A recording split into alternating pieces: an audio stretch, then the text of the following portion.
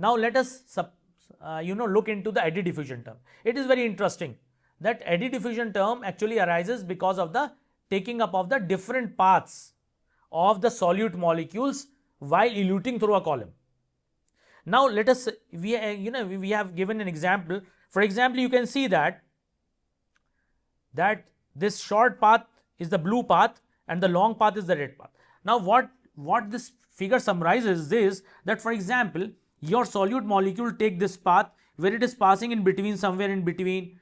So it is taking the diameter part. So it is traveling and it is it is going through a long distance. It is traveling a long distance. Long distance means that it is eluting slowly, while luckily some other particles has only touched the few of the upper part and is not not going all through the particles of the stationary phase. These are the particles of stationary phase. Okay, these are the particles of stationary phase. So because of this, they are actually, each solute molecule is taking a different path. That is, the different path gives you a different migration rate, and because of that you get a broad band. Okay, so how we can control this broad band here? Previously we have controlled it by using the optimum velocity. Here there is no velocity term, because Van de Meter equation, if you remember, it was H is equal to A plus B upon U plus Cu. So in this eddy diffusion term that is depicted by A, there is no velocity. Actually velocity is not playing the part here. Here the part is that each molecule is going through a different path, and that different path give rise to broadening of the band. So in order to minimize this, the particles of the stationary phase should be as uniform as possible. How you can minimize that? Particles of stationary phase should be uniformly packed and as small as possible. Now why we are saying like this? Because if the particles, although we have made here the same size of particle, but practically what happens? Practically, if you see a column, let us suppose a column of calcium carbonate, for example, then you can see irregular packing. Some particles small, some big, some intermediate, again some big, some small, some again big. So this type of irregular packing is there. So what happens is,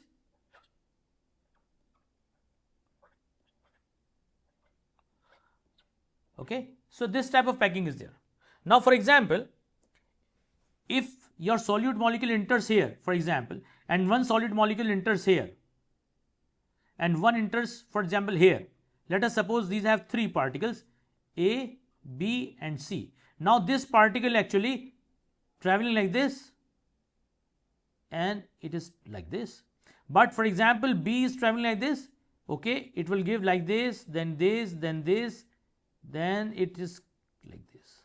Now similarly C, it will like this, then this, then this, then this, maybe this, maybe this, maybe this. So out of these, A is taking the smallest part, then B, then C. So each particle will have out of these three, each are having a different time of elution. So for example, if A is moving fast, it will form this part. C is traveling the slowest, it will take this time, and B will be here, B type of particles. So this is how in a band, fronting, tailing and the central part comes into play. So in order to minimize this eddy diffusion, because what we have to do, we have to minimize this factor, because overall we have to minimize it. So in order to minimize it, that A must be kept minimum, and that can only be kept minimum if we have uniform packing. If we have uniform packing, or if we can avoid irregular packing, both are the same. And this is, of course, there is no term A, so it is independent of flow rate. So eddy diffusion is caused by the taking up of the different paths of solute molecules along the stationary particles. So equation is HETP is equal to directly proportional to A. Now what happens is this, an example is, if your HPLC column is poorly packed, then you can have early band spreading. That is, early band spreading means that is band is like this, and after reaching an equilibrium it is not like this, but it is, it will be like this, the fronting part, and then you have an ideal tailing. So this was actually the brainchild of the Singe and Martin, where they have actually borrowed the concept of theoretical plate from the distillation plates. So this is how eddy diffusion comes into play with regard to the Van Demeter equation. So we are actually now discussing the rate theory. This all comes under the rate theory. Now let us see the term Cu. This term is also important. This is the delay in solute equilibrium between the stationary phase and mobile phase. Now suppose if you have a big particle, then the solute has to equilibrate, and it will going to take different time equilibrating a big particle as compared to small particle. So equilibration, there is a change in equilibration time, and because of the change in equilibration time, the elution will be non-uniform, and that non-uniform gives rise to the band broadening. So what you have to do, higher flow rate although gives a better elution, but again it gives you a band spreading, because now the term is Cu. The moment you increase U, Cu will be increased. Okay, so Cu will be increased. So this is how actually you have to keep in mind that you have to have your equation. Again I am writing it A plus B upon U plus Cu. So if you increase Cu, okay, then this Cu leads to band broadening. Earlier it was good for this, but it is bad for this. An increase in velocity is good for this term, that is the longitudinal diffusion, but it is bad for the mass transfer, because each particle has a different equilibration time with regard to the solute molecule.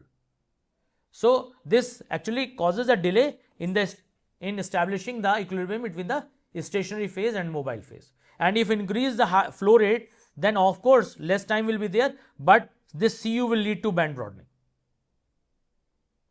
And equation is H into M is equal to Cu. So a practical example is again with the slow mass transfer or tailing peaks. That is, although you get this good, but this will increase like this. So again you will experience the same band broadening. So you have to restrict this. So the important aspect is the mobile phase velocity. Mobile phase velocity. This is the deciding factor. Is the deciding factor in Van Demeter equation. Okay. So this is how actually comes. Now let us summarize. Let us summarize all these three terms, that is the eddy diffusion, the longitudinal diffusion, and the mass transfer. So we have given all these summarized in a table where we have accounted the velocity, that is the flow rate dependence, and where this eddy diffusion or the longitudinal diffusion is vibrant or dominant, and what is actually the solution. What is the solution of it? So we have summarized all the three terms of Van Demeter equation. Let us write the Van Demeter equation again. H is equal to A plus B upon U plus Cu. again I am writing the most important golden point, that is H must be kept as small as possible to have the best resolution. So if we have to keep this in mind, and we have to look into this comparative table. Now let us first start with eddy diffusion. Eddy diffusion, here there is no account of the mobile phase velocity, that is this A is independent of U. Okay, so there is no dependence on the flow rate because it is independent, but this eddy diffusion is dominant in all type of column, whether it is DC, it is HPLC, because it talks about the random walk. It talks about the random walk taking different paths by the solute molecules. Okay, and it is independent of U. Now take the second term, that is longitudinal diffusion. This is described by B upon U, and of course U is the mobile phase velocity. So we have already discussed that as you increase the flow rate, B will decrease, or vice versa. That is, as you decrease the flow rate, it will increase. So you have to restrict. Okay, you have to restrict it. You have to restrict this term. You have to make this term as small as possible. And this type of longitudinal diffusion is most dominant in GC, where mobile phase is always, let me correct it, where mobile phase is always an inert gas, and in gas we know that maximum diffusion is there. Okay, so what is the solution of it? Solution is, again, we can increase the flow rate, but again if we increase the flow rate too much, then Cu term will increase. This Cu term will increase, contributing to the increase in the height equivalent to theoretical plate. And if height equivalent to theoretical plate will be there, then the resolution will be poor. That is, the efficiency of your column will be compromised. So what you have to keep in mind, that you have to have the best possible resolution from the chromatographic separation of an analyte. Okay, now this can be the solution is optimum flow rate.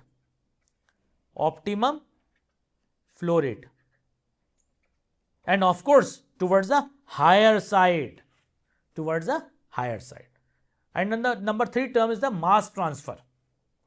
Now this is very strict, this is very clear cut, that if you increase the velocity of U, this term Cu will increase, because it is the multiplication factor here. It is not the division factor, unlike that the longitudinal diffusion. So the moment you increase it, increase the velocity, Cu will increase. Okay, and this type of is dominant in high performance liquid chromatography, which we are going to study in the coming slides. So what is the solution? Solution is, of course, by taking smaller particles of uniform size. So this can be controlled by taking smaller particles of uniform size. So two common things comes up while studying eddy diffusion, longitudinal diffusion, and mass transfer. So there are two factors. Number 1 factor is for achieving a good performance of column separation or for decreasing the zone broadening. Number 1 is we have to have optimum velocity. Optimum velocity. This is the first thing which we have to bear in mind. And number 2 is we have uniform packing. Uniform packing of stationary phase particles and the size of particles must be kept as small as possible. So actually two things we have to keep in mind. Number one is that first of all we have to have optimum velocity, and optimum velocity towards the higher side. Optimum velocity towards the higher side. And number two is the uniform packing of stationary phase particle, and that too the particle must be as small as possible. Okay, we can, if we because if the particle size is non-uniform, then the eddy diffusion will come into play and the mass transfer comes into play. So the most important term which has both these aspects in common is the what is the let me know, students, which is the common factor now out of these three terms A, B and C. How we can what is the main term out of these three terms, that is if we say 1, 2 and 3, which is the king, which is the most deciding one? Yes, students, it's very interesting that you can clearly see that in A U is not there, okay, but uniform packing is there. In B U is there, but there is no mention of the packing. But in C there is a mention of the velocity which is deciding, and also CU depends upon the uniform packing size. So the most important factor is the mass transfer, that is the resistance to mass transfer. That is the most important of these three A, B and C terms, because we have to, in every case we have to minimize all these three so that H can be minimized, that is height equivalent to theoretical plate. Okay, so this is how actually the Van Demeter equation gives us an idea. Now the important thing, the important difference between the rate theory and the plate theory is that rate theory does not give quantification of peak broadening. It only gives an idea, but no, it's not rate theory, it is plate theory. Okay, but it gives the idea of HETP, it gives the idea of L, while if you think of rate theory quantifies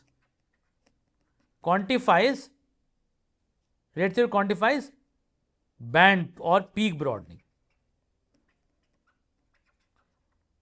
along with U, that is the velocity of the mobile phase. Okay, so let us move forward and let us see that column efficiency. Now a peak is shown to you where you can see that high efficiency is depicted by the green peak and the low efficiency is depicted by the red peak. Now you can clearly see that this column efficiency is better in case of green and poor in case of red. Now the equation is our which we have already discussed. Height equivalent to theoretical plate is defined by length L, that is the packing length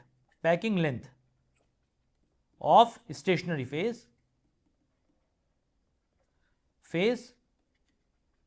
of column, and N is the number of theoretical plates. Okay, here it is shown number of theoretical plates, N. So for an effective column efficiency, your peak should be as sharp and as narrow as possible. Okay, so smaller the H, high efficiency will be there of separation. So what you have to do, you have to restrict this Okay, you have to restrict this. A good column should have narrow peaks, and again, if it is a two component system, then the distance must be also be kept. This distance must also be there. That is called as delta Z. That is good resolution, and at the same time good resolution along with good sharpness or low band width. These are the two important factors for an efficient column separation of analytes. Okay, hope it is clear now. Now let us move forward, and this theoretical plate concept earned the Nobel Prize to Martin Singe, that is AGP Martin and Singe received the Nobel Prize for their theoretical plate concept, or for their commonly called it is as plate theory. Plate theory, and they proposed the plate theory in 1941, and they get the Nobel Prize in 1952. And the beauty of this theoretical concept is that this theory introduced the concept of HETP, sometimes called as H, and it is also introduced the concept of number of theoretical plates, N, or you can say number of theoretical plates, number of theoretical plates.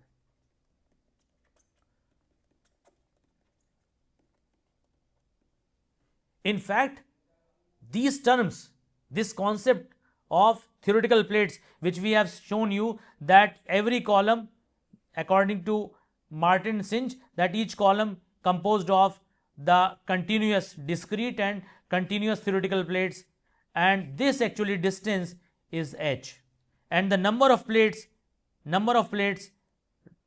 down to that is called n, and the L is called the length of the column, packed column. And in each plate is actually divided into the stationary plate and the mobile plate, each plate, and at each plate equilibration is to be there, and the solute migrates continuously from first to second, second to third, third to fourth in a continuous manner. So on the continuous addition of mobile phase.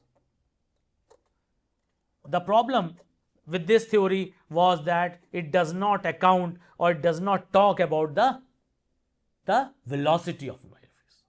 That was the main problem, and it does not give any idea about the retention of the solute in each plate. It says that the solute particles are traveling in a continuous manner. It does not accounted any interaction of your solute molecules with the stationary phase or with the mobile phase.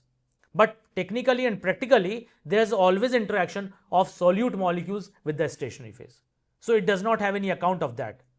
But in Van de Meter equation, which was based on the rate theory, actually Van de Meter equation was proposed by Dutch scientist in 1960s, and they talk about the interaction, and they also talked about the mobile phase significance or the importance of mobile phase. So let us move forward. So on each plate we have equilibration step, and it is this theoretical plate concept was inspired by the distillation theory, and we know that as the number of plates are greater, we have more efficient separation. For example, if your number of plates increases, a separation will be increases many folds, and this we are going to see in some practical example. For example, in GC the efficiency increases because it is considered to have more number of plates. This we are going to study and visualize in our example. So this is an example. So technically, number of theoretical plates can be given by 16 into TR, retention time, upon the width of the peak. Okay, so this is actually W, and if you plot the detector response like this, then this is actually the TR. This is the TR. Okay. So this is TR, and number of theoretical plates given by 16 into TR square upon W. Let us calculate it, the number of theoretical plates where TR is equal to 5 minutes. Okay. Or TR is equal to, and the width is 0.2. Maybe let us suppose it is centimeter. Okay. And before solving it, we can exchange this equation with this one. The only difference is that here we have taken W and here we have taken half width. And because of taking off width, half width, this constant changes. From 16 it becomes 5.54. Now let us suppose we have TR is equal to 5 minute with a width of 0.2. So we were using this formula because we have full width. So if we substitute the values, 5 in place of TR and 0.2 centimeter in place of W, then we can get ones, tens, 100,000, 10,000. 10,000 plates. That is 10,000 plates. 10,000 plates. Okay. And this N is dimensionless quantity. So it can be compared very easily. That is, here we can have a very good efficient column. We can have very good column efficiency. So let us summarize the factors which affect the column efficiency. Number 1 is the length of the column. So as the length increases, for example, if we have this column and we have this column, let us suppose like this, then of course here the length is more. So if the length is more, then we have, of course, number of theoretical plates will be more, because now theoretical plates are proportional to the length of the filled column or the packed column. So as you increase the length of the column, definitely number of theoretical plate increases. So this is a clear cut. Okay. So as you increase the length of the column, the number of theoretical plate increases. That is, efficiency increases. That is, resolution increases.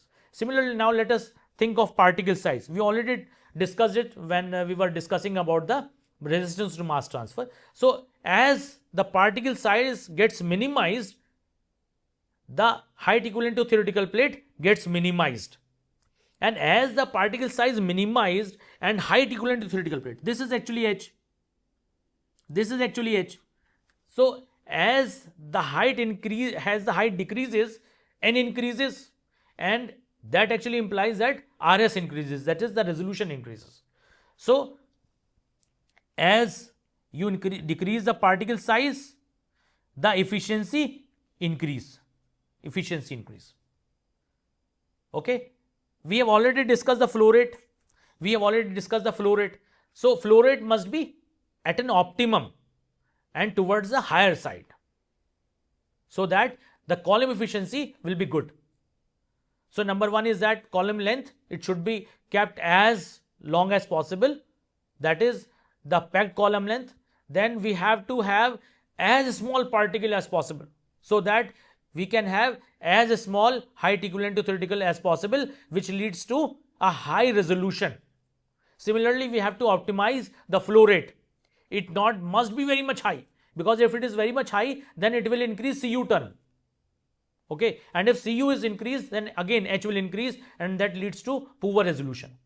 Similarly, with regard to temperature, if you increase the temperature, definitely the diffusion will increase, and if diffusion will increase, then definitely B upon U term will increase. Okay, so we have to account 4 factors. Number 1 is the column length, number 2 is the particle size, number 3 is the flow rate, and number 4 is the temperature.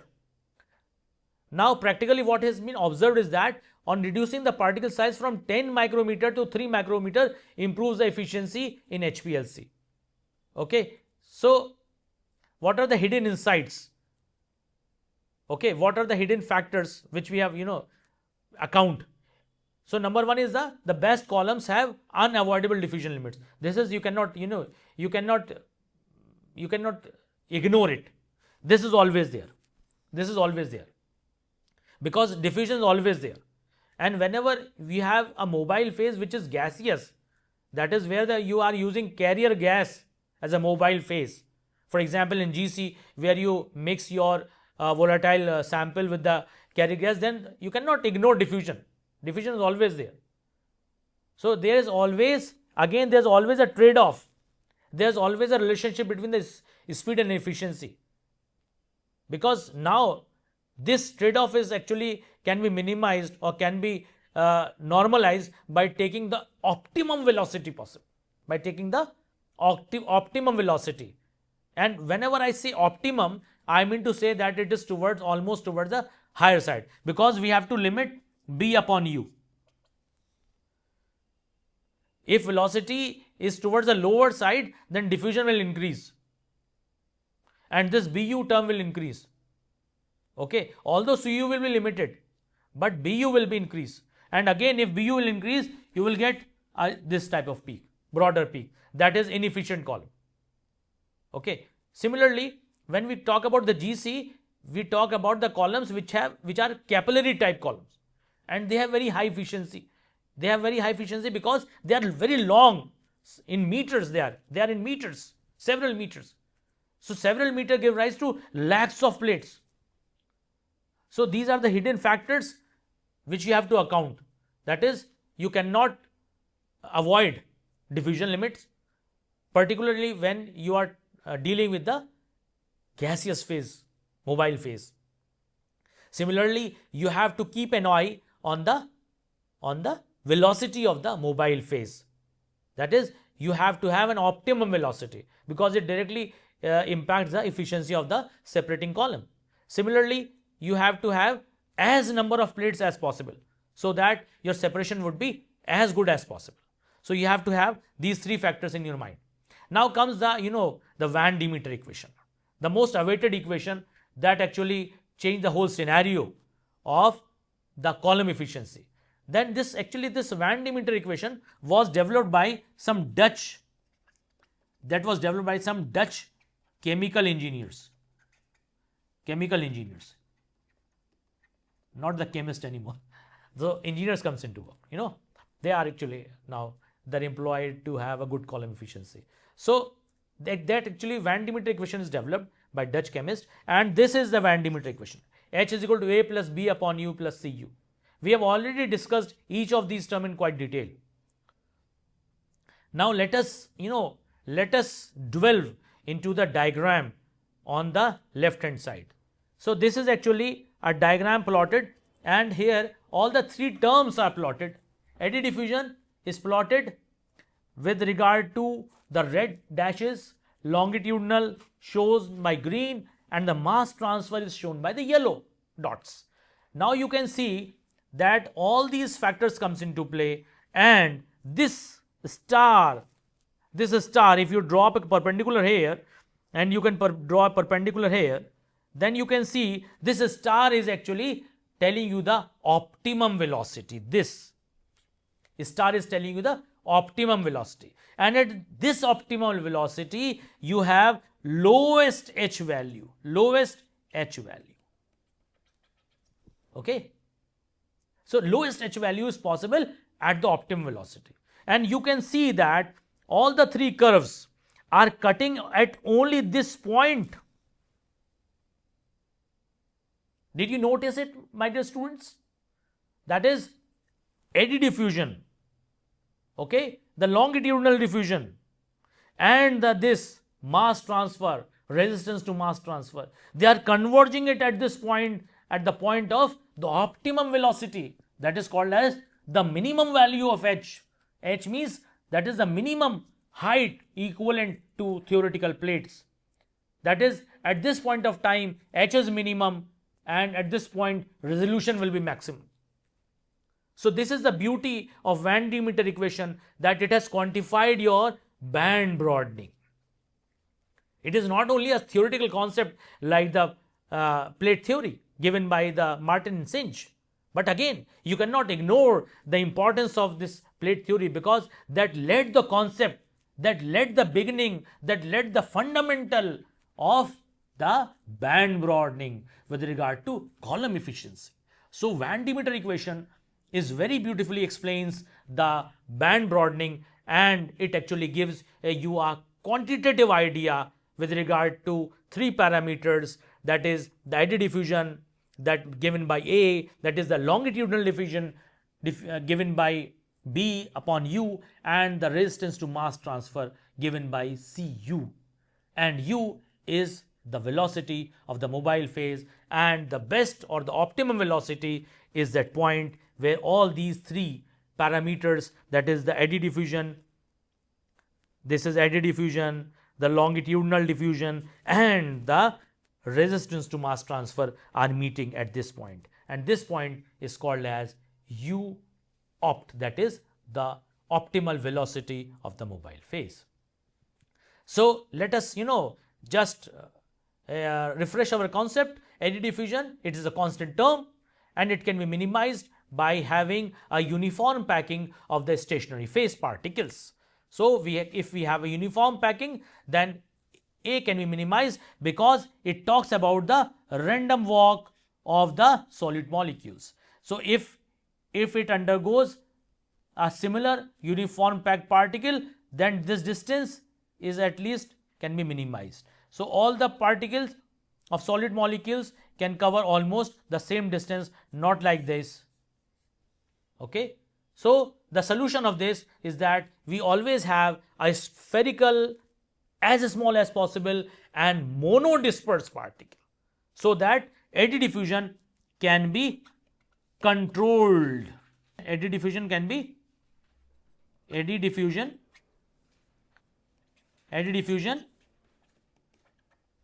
controlled. Okay. So what happens is, this is a constant term. Okay, it does not involve any velocity term, and how we can control it? By taking spherical, small and monodispersed particles of the stationary phase. Now comes the second term, that is longitudinal diffusion. It is inverse with U because it is defined by B upon U. So what actually we can have? We can summarize it like this: efficiency of column is directly proportional to N, and it is inversely proportional to U, because you can see it is in the denominator. So it is inverse with U, that is faster flow rate reduces the diffusion, but again if it is too fast, then it will increase Cu. So it is suppressed in HPLC, that is high performance liquid chromatography, because of the low D value. Similarly, in the last one, the mass transfer, it increases linearly, okay, with U, because the term is Cu. It increases linearly, and this is very dominant in liquid chromatography. Bu was dominant in gas chromatography, and this Cu is dominant in mass transfer, is dominant in liquid chromatography. And again it can be reduced by taking smaller particles. So the two common factors of controlling the efficiency is by taking the optimum velocity and by taking uniform small particles of the stationary phase. Okay. So we have to have an eye on two factors. Number one is of course the optimum velocity we have to take, and number two is we have to have a small uniform size stationary phase particle. Okay. So that A can be minimized and C can be minimized. Okay. So this is about the mass transfer. So we have summarized again, we have summarized A, eddy diffusion, longitudinal diffusion, and the C, that is the mass transfer. Okay students, I hope that you get the idea about the quantitative idea about the Van Demeter equation, which directly talks about the efficiency of column separation of the solutes. Okay. So what we have done, we have actually have a good resolution, and we have to have a lowest band broadening of our peaks. Okay. With this, thank you very much. We'll be meeting again in our next slides.